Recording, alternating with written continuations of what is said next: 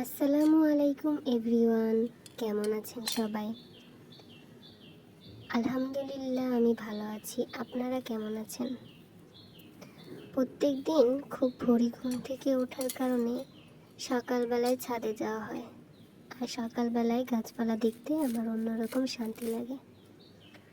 হয় ছাদে যাই, না হলে জানলা দিয়ে গাছপালা দেখি। কয়েকদিন ধরে খুব বৃষ্টি হচ্ছে।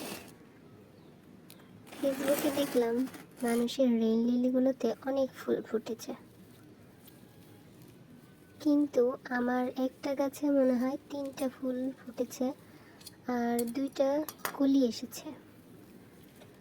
তো প্রত্যেকবার আমি রেইন লিলির এইভাবে কেটে দিই, তারপর ফুল আসে। তো ভাবলাম এগুলো কাইচি দিয়ে ছাঁটাই করে দিই, তারপর যদি ঝাঁকে ঝাঁকে ফুল আসে। আর রেইন লিলির ফুলগুলো আসলে তো পুরো টবটা ভরে যায়, দেখেই একটা শান্তি লাগে।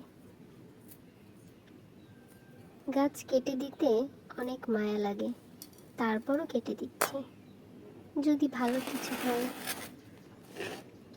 এইভাবেই কিছু কিছু মানুষের সাথে সম্পর্কগুলো কেটে দিতে হয়, তারপর যদি ভালো কিছু হয়। মানে ভালো কিছু পাওয়ার জন্য আমাদের অনেক কিছুই ত্যাগ করতে হয়, ভালো থাকার জন্য অনেক কিছু ত্যাগ করতে হয়। যেমন ফুলগুলো পাওয়ার আশায় গাছগুলো ছেটে দিচ্ছি, এটা কি ভালো কিছু নয়? তো আমাদের ফিউচারে ভালো থাকার জন্য আমাদের ছোট ছোট অনেক শখ আহ্লাদ ত্যাগ করতে হয়। যাক, যাই হোক, অনেক কথা বলে ফেললাম। এখন ফুলগুলোই আসল ব্যাপার, মানে গাছে যদি ফুলগুলো আসে আর কি। ট্রেন যাচ্ছে, ট্রেনের শব্দ পাওয়া যাচ্ছে, আপনারা কি শুনতে পাচ্ছেন জানি না। বৃষ্টির পরে গাছগুলো আসলে একটু সতেজ হয়ে যায়।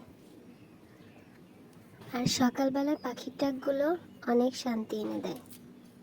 মানে আমার কাছে মনে হয় যারা ডিপ্রেশনে ভোগেন বা টেনশনে ভোগেন বা অসুস্থ ব্যক্তি, সকালবেলার এই আবহাওয়ায় আসলে হাঁটা উচিত, ঘোরা উচিত, গাছের পাতাগুলো ছুঁয়ে দেখা উচিত।